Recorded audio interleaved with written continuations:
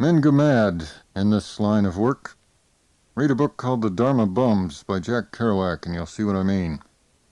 He spent a summer as fire lookout in a shack on Sourdough Mountain in the Cascades.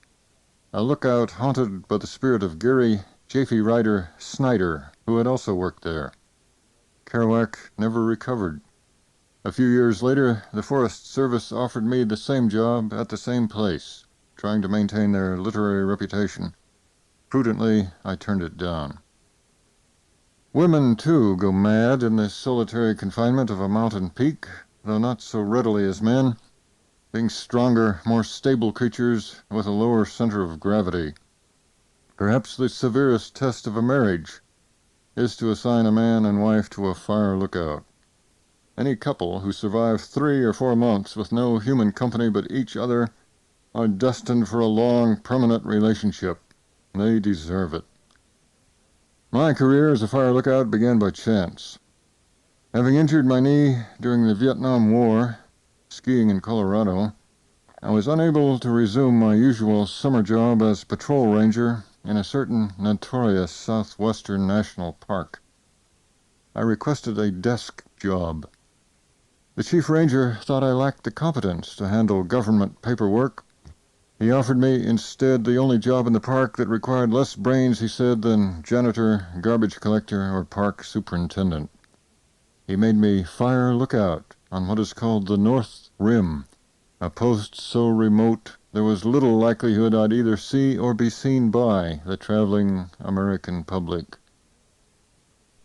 The lookout tower on North Rim was 60 feet tall, surmounted by a little tin box 6 feet by 6 by 7. One entered through a trapdoor in the bottom.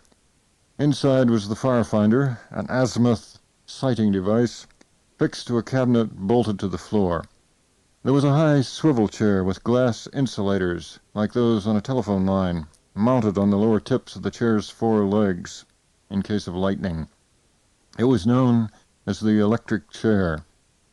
The actual operations of a fire lookout, quite simple, I've described elsewhere. My home, after working hours, was an old cabin near the foot of the tower. The cabin was equipped with a double bed and a couple of folding steel cots, a wood-burning stove, table, shelves, cupboard, 2 chairs. It made a pleasant home, there under the pines and aspen, deep in the forest, serenaded by distant coyote cries, by poor wills, and sometimes by the song of the hermit thrush, loveliest of bird calls in the American West. My father came to visit one day and stayed for the season. He was given the job of relief lookout on my days off. In the evenings after supper, we played horseshoes. Whenever I hear the jangle of horseshoes now, I think of North Rim, of that forest, that cabin, that summer. My father has powerful hands, hard, gnarled, a logger's hands, very large. In his hand a playing horseshoe looks like a quoit. A horse's shoe can hardly be seen at all. His pitch is low and accurate, the shoe, open end forward, sliding with a soft chunk full upon the upright, rigid peg. A firm connection. "Top that ringer, son," he'd say. We walked the Grand Canyon from rim to rim that summer, and once again a few years ago. The second time he was 72 years old. The first sensible thing I did at North Rim, before my father appeared, was fall in love with the ranger. Not the chief ranger, but the one who manned the park entrance station a few miles down the road. Park Ranger Hendrickson, GS4, was one of those golden Californians from the San Diego area. She wore her sea-bleached hair in a heavy ponytail that fell below her clavicles. Like most girl swimmers, she had a well-developed pair of lungs, much admired by the boys. Pretty as a winesap in September, she looked especially fetching in her ranger suit, broad-brimmed straw hat, white blouse with Park Service pin, the snug skirt of forest green twill that ended, as was the fashion then, a good 6 inches above her knees. Like most sexual perverts, I've always suffered from a fatal weakness for women in uniform, for cheerleaders, majorettes, waitresses, meter maids, prison matrons, and so on. On my first meeting with Bonnie Hendrickson, as we shall here name the young woman, I said to her frankly, "You know, I've always wanted to lift a ranger's skirt." "You'll need a hiking permit," she replied. A quick-witted girl with a B.A. in French. We soon became good friends. On my days off, I sometimes helped her get through the tedious hours at the entrance station. While she leaned out her little window, collecting entrance fees from the tourists, answering questions, chatting about Smokey the Boar and the fire danger, I was kneeling at her feet, unseen from outside, gently rolling down the ranger's pantyhose. We played various such experiments in self-control. I experimented, she displayed the self-control. An innocent game, like horseshoes, with similar principles, top-let ringer. On her days off, she would visit me in the lookout tower, assisting me in my duties. As I'd be reporting a fire over the Park Service radio system, she was unbuttoning my Levi's. "Fire dispatch," I said into the microphone. "This is North Rim Lookout." "Yeah," the fire dispatcher had the weary, cynical voice of a police desk sergeant. "What's your problem now, Abbey?" "Reporting a smoke, sir." "Yeah? And where do you think this one is, Abbey?" "Well, sir, I've got a reading of 042 degrees and 30... Ooh, watch those fingernails. 30 minutes near Fredonia." "Yeah?" A long pause, then the weary voice. "I hate to tell you this, Abbey, but that's the same fire you reported last week. Like I told you then, that's the Fredonia sawmill, and it's been smoking away in that same spot for 55 years. 10-4? "Yes, sir, 10-4. Oh, Christ, oh, yes. No swearing on the airwaves. These here transmissions are monitored by the Federal Communications Commission."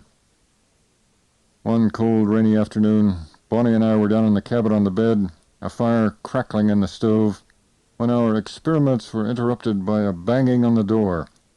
Bonnie ducked beneath the covers. I yanked on my pants and cracked the door open. Two Park Service firefighters stood there grinning at me through the drizzle, their truck snuggled against the plump, round rear of Bonnie's little car. "Hey, Ed," says one, "we got a report of a hot fire in this area." "Get out of here." I slammed and barred the door.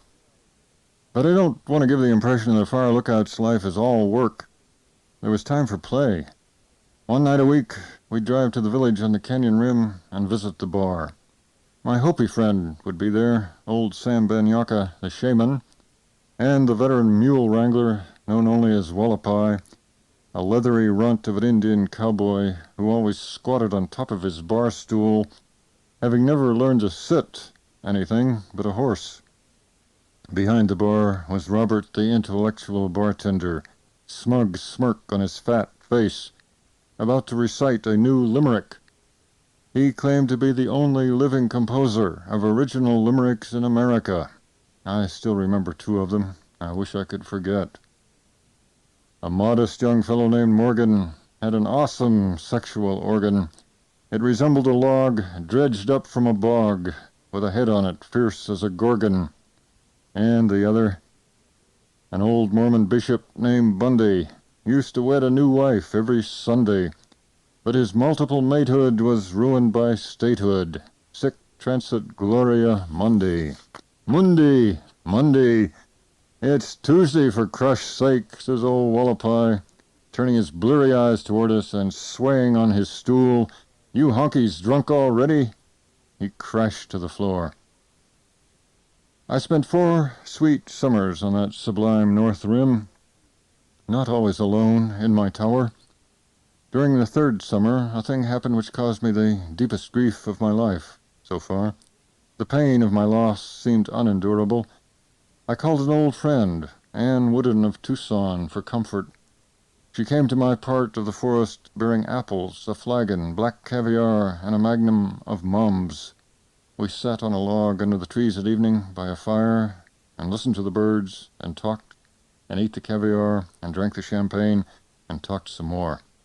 She helped me very much. A lady with class, that Anne, a lady of class. The same who once rescued me at 2 in the morning from the Phoenix City Jail down in Goldwater country, where the police had locked me up for what they called negligent driving. Joseph Wood Crouch, another Tucsonan, dedicated one of his books to Anne Wooden. She is, he wrote, an ever-present help in time of trouble.